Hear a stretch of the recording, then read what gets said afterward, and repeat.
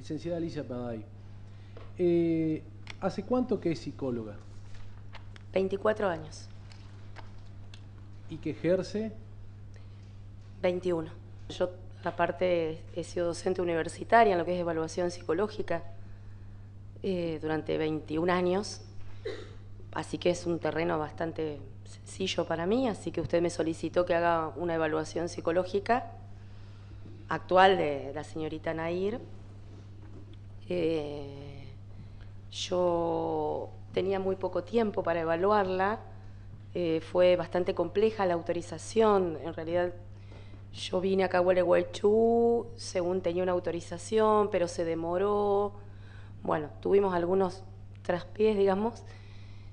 Yo entendía que la situación era muy complicada para realizar mis encuentros con la imputada, por lo tanto traté de utilizar pruebas lo más válidas posible y que yo pueda realizar una evaluación lo más profunda posible en el menor tiempo posible.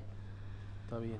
Entonces yo seleccioné de las pruebas que conozco y de las más objetivas y la de mayor validez, digamos, 4 pruebas.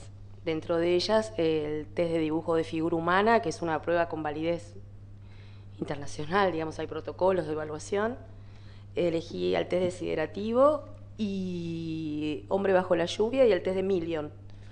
El paciente es uno, el sujeto es uno y los indicadores que se van a observar son, que yo al menos evalué, son objetivos, tanto, no sé para quién va a beneficiar.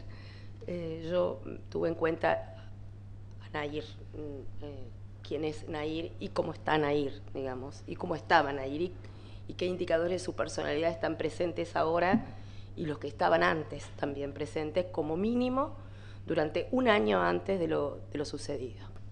Entonces aparece como un sujeto pasivo, retraído, como con un bajo nivel de energía. Yo, si ustedes quieren, les puedo mostrar unos dibujos, les puedo mostrar los dibujos porque los traje para que los puedan ver. Un momentito.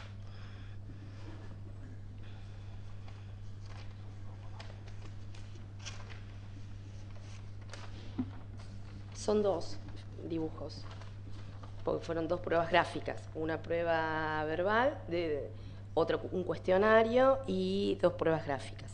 ¿Se lo entrego? Sí, y explíquelo, doctora, y después se lo entrega. Bien, y yo le tomé un test que se llama Hombre bajo la lluvia y el dibujo de figura humana. Yo le puedo explicar, en realidad los test gráficos se evalúan de acuerdo al trazo. Cuando yo digo que ella tiene un bajo nivel de energía, se evalúa a través del tipo de trazo que tiene. Es un trazo muy suave, muy suave. Ubica la figura en el centro de la hoja. En realidad las personas con conductas criminales suelen dibujar figuras muy pequeñas, pero ubicadas en el vértice superior, no en el centro de la hoja. Generalmente son figuras con trazo mucho más fuerte, las personas con tendencias criminales o agresivas. Ella la dibuja muy suave, muy pequeña. Esto estaría indicando una persona con rasgos tendientes a una depresión, bajo nivel de energía, muy bajo nivel de energía. Yo cuando la vi con muy bajo peso. Ella algo me había dicho en la entrevista que tuve, que había tenido algunos problemas alimentarios hacía un tiempo, como que estaba inapetente. Ese es un indicador, la inapetencia, el sexo indiscriminado, es tener sexo porque sí, digamos, para poder entenderlo, en realidad es un indicador de depresión. Lo que se ve en las pruebas es como una tendencia automasoquista, o sea, hay una como masoquista, como de autoderrotista, como tiende hay una conducta compulsiva, por decirlo de alguna manera, a destruirse, o sea, a autoaniquilarse, a posicionarse frente a los otros desde un lugar de vulneración, de que el otro tiene lugar a agredirla, a golpearla, a pegarle, dicho de una manera simbólica. Aprendió a reprimir sus deseos, a renunciar a sus necesidades de relacionarse, ¿sí? Aprendió a renunciar a eso, ¿sí? con tal de defenderse y no volver a sufrir. Bueno, tiene falta de autonomía, tiene falta de iniciativa, ha sido un sujeto que ha tenido mucha sobreprotección parental, mucha presión a ser perfecta. Al deterioro que ha tenido en su personalidad, que tiene en su personalidad, hay un deterioro bastante importante de su personalidad. Se pueden deber a diferentes, pueden tener varias causas. La principal es, en realidad tienen que haber sufrido muchos hechos traumáticos desde su infancia, ¿no? Me relató hechos de violencia sufrida con Fernando. Y no solo con Fernando, sino que Fernando alentaba situaciones de violencia hacia ella, de descalificación y demás, ¿no? Para que haya otra gente la descalifique, la humille, le hablaba muy mal de ella. En realidad se daba toda una situación de violencia, un vínculo muy patológico. No de pareja, no eran pareja, pero había un vínculo subjetivo muy patológico entre los dos, ¿no? Cuando habla un vínculo, por los relatos de ella, ¿no? Está bien. Y cuando habla de un vínculo patológico, ¿a qué se refiere? El vínculo patológico se da como un círculo de violencia que se pudo haber dado entre ellos. ¿Por qué lo pienso así? Yo no me rijo por lo que ella me dijo, lo veo en los indicadores. O sea, ella es una víctima de violencia de género, tiene toditas las características. Lo que yo no le puedo decir es si fue víctima de Fernando, no lo puedo decir, obviamente no lo puedo decir. Pero que ella tenía todos los indicadores de haber sido una persona, haber sufrido algún tipo de violencia de género durante mucho tiempo, no poco, sí. La baja tolerancia a la frustración, la irritabilidad, la desregulación emocional, la defensa disociativa, el miedo, el temor excesivo a volver a sufrir. Generalmente, inclusive en algún momento hasta dudé si ella no había sido abusada sexualmente. La baja tolerancia a la frustración tiene que ver no con la irritabilidad, ni que yo... A ver, la baja tolerancia a la frustración es, no tolero sufrir más. En realidad no es eso, no es que yo soy poco tolerante a un deseo positivo. No sé, quiero comprarme una cartera. Entonces quiero ya. No, no es eso. Es la poca tolerancia a la frustración, a mi criterio, se debe a que no tolera sufrir más. En algún momento dijo que no le iban a creer. ¿Qué tipo de violencia se puede decir? ¿Psicológica? Psicológica, sexual y verbal. Cuando habla de psicológica, ¿tiene que ver con las humillaciones y los insultos? Y la descalificación. ¿Que tiene que ver con los audios que se han escuchado públicamente? No los he escuchado. Dijo que la trataron muy bien en la comisaría donde está y ha recibido muy buen trato, inclusive es probable que mejore estando presa. Escúcheme. El maltrato lo recibía de lo social. Ah, bien. No desde el lugar donde está. Pero es que ella no tiene baja tolerancia a la frustración en ese terreno, sino no tolera la violencia, no tolera el maltrato, la denigración. Ella va a saltar, bueno, ella en este último tiempo es probable que haya mejorado en ese aspecto. Porque no recibió más violencia social. Y las conductas de autoflagelación, de masoquismo, el denigrarse, el sexo indiscriminado, es una forma de elaborar el duelo del hecho traumático, digamos. Bueno, ya Freud lo dijo en 1800, lo que no se elabora se repite.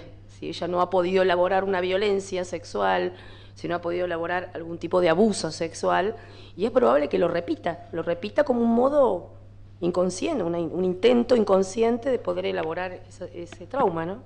En realidad, bueno, de desamarrearla, agarrarla de los brazos, del exaltarse mucho, gritar.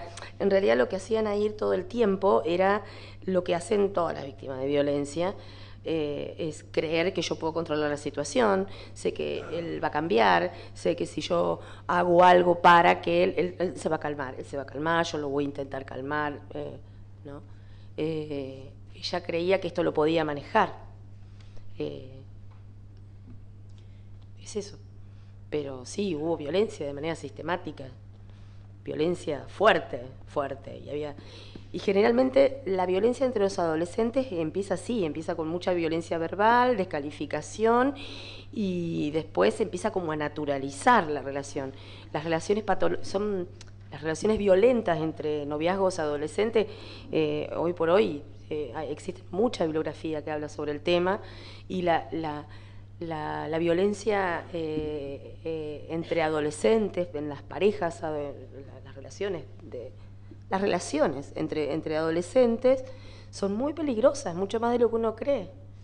Son explosivas. Ella venía soportando violencia, pero hacía mucho tiempo. No puede aparecer en la prueba semejantes indicadores con semejante deterioro en la personalidad de alguien que sufrió 1 o 2 veces. Ella creía que podía manejarlo, por eso es lo que le estaba explicando, lo del círculo de violencia. Las mujeres y los hombres también, cuando están dentro de este círculo de violencia, creen que lo pueden manejar. Creen que lo pueden manejar. Entonces no lo hablan, no lo cuentan, porque son sutiles las situaciones de violencia y empiezan en aumento, ¿no? Pero cuando uno está dentro de una situación de violencia, obviamente que cree que lo puede manejar. Por eso quizás ninguno de los dos habló, ninguno de los dos dijo nada. La dependencia afectiva tiene que ver con el depender de alguien del cual no quiero depender, pero dependo. En cambio, el compromiso es, yo elijo esto y no quiero más nada que esto. ¿Sí? Hay una diferencia. Las personas cuando están en un círculo de violencia intentan por todos los medios que nadie se entere de lo que está pasando. Que ellas lo pueden manejar, que ellas pueden con eso, y es muy probable que Nahir haya ocultado. No me lo dijo, pero digo, es muy probable que Nahir haya ocultado la relación de dependencia afectiva que tenía ella con él y de la violencia que venía sufriendo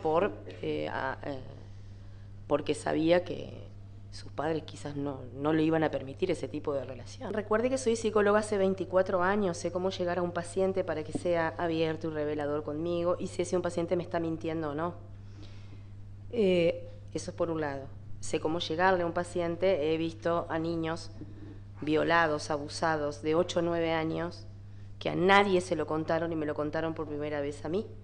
Así que tengo algunas herramientas para acercarme a un niño o a un adolescente y que sea abierto, revelador y expresivo, y poder atravesar esa resistencia que puede llegar a tener, ¿sí? Eso por un lado. Por el otro lado, este es un extracto que saqué de las conclusiones del Millón, que concuerdo porque me pasó. Yo lo viví durante el proceso, la entrevista entera con Nahir, sentí eso. Ella fue muy abierta conmigo. Recuerde, bajó de peso, estaba con depresión, tenía problemas alimentarios, o sea, el deterioro cada vez estaba siendo más profundo. Entonces es probable que ya haya empezado a aislarse cada vez más. Uno puede sostener, le doy un ejemplo, la represión funciona así.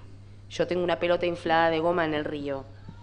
Yo tengo que ejercer todo el tiempo fuerza para mantenerla sumergida y que no se vea.